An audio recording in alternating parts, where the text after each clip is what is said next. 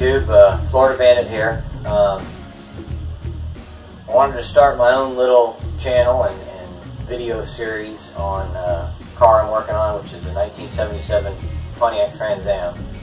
I kind of got back interested in this. I've had the car since 2002. I've been driving it off and on. But about a year ago, I took some time off from work and I decided to start doing an interior restoration. And of course, as life tends to do, it started getting in the way. I got busier at work, so it sat for a good part of a year. Well, then I found a couple of YouTube series online from Basic Eric, Russ from RR Restorations, Jeff Lindsay, and Mr. Fireman. I've been watching y'all's videos.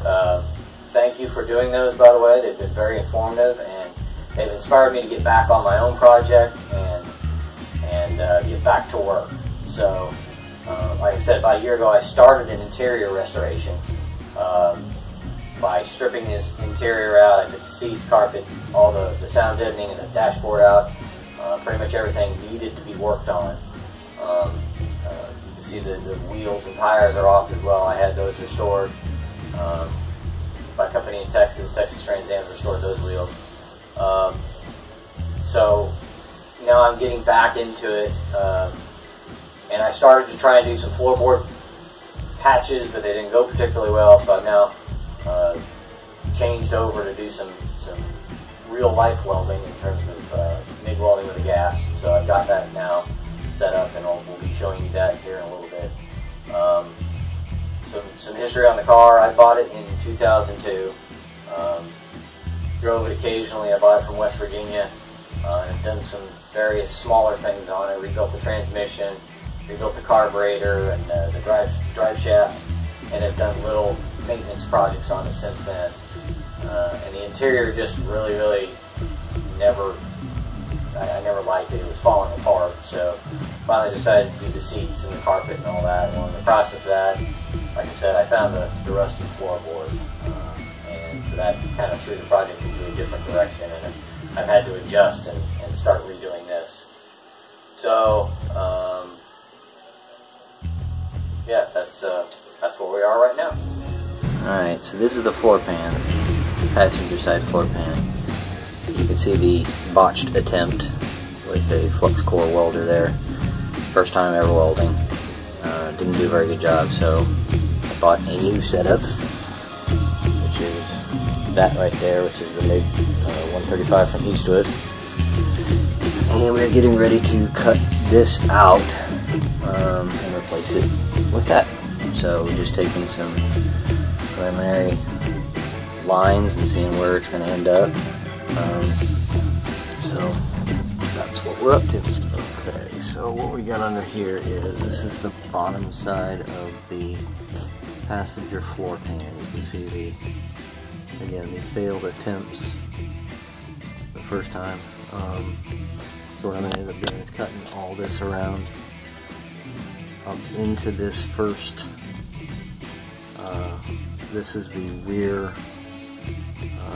support for where the seats attach, up inside these hole, and then the one over there. I'm going to cut it mid support here, so you won't see the welds from the bottom, and then kind of just behind here, across, and then across the back, and we'll probably end up notching around that support. You can see I've pulled all the retainers for the fuel and brake lines out, so I can get that down so I don't accidentally cut those, and I'll wrap those in a welding blanket and such, so I don't accidentally nick them, which I learned the hard way, because I didn't realize that originally the emergency brake cable was running right underneath there. So when I cut that patch out initially, I nicked that cable and broke it. So I have new ones. I'll be replacing that, and those brake and fuel lines will get replaced eventually. Probably not just right now in this project. I want to get the interior done and get the car back on the road so I can enjoy it a little bit. But eventually we will do those. The plan. So anyway, get back to this. We are going to notch around there, take the spot welds out over at the rocker to pull that out, and then replace it with the new pan. Tried to use the big cutoff wheel to make initial cuts. It's just my air compressor is just not big enough to keep up with it. It bogs it down and makes, in my mind, too big of a cut. I'm kind of just practicing with this stuff, learning how it works. So I went to the body saw, and what I ended up doing was I'm drilling holes like in the corners and going from hole to hole to hole. Not sure if that's coming through. To hole to hole. That'll give me the initial pan drop out, and then I can start fitting the other one.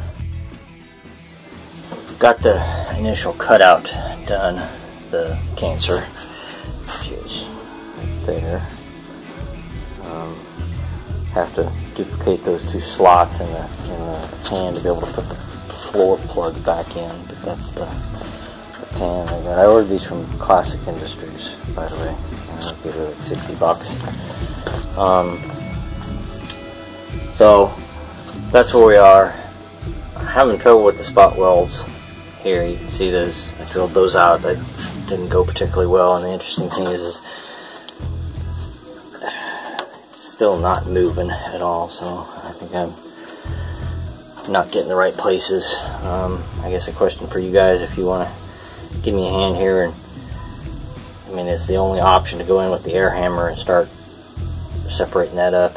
I know it chews it up pretty good. I need to cut that blue line, and maybe that will free it up a little bit more, give me a better idea.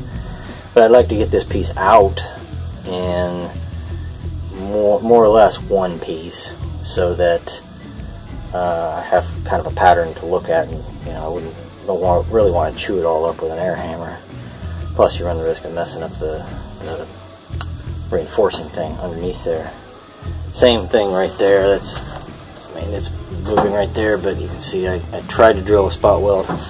As bad as this metal is, you can't really see where the spot welds are anymore. I think there's one right up there. So I'm getting ready to go to a movie with my daughter, who's home from college. So that will be all for today. Gonna clean up and head on inside. We'll talk to you next time.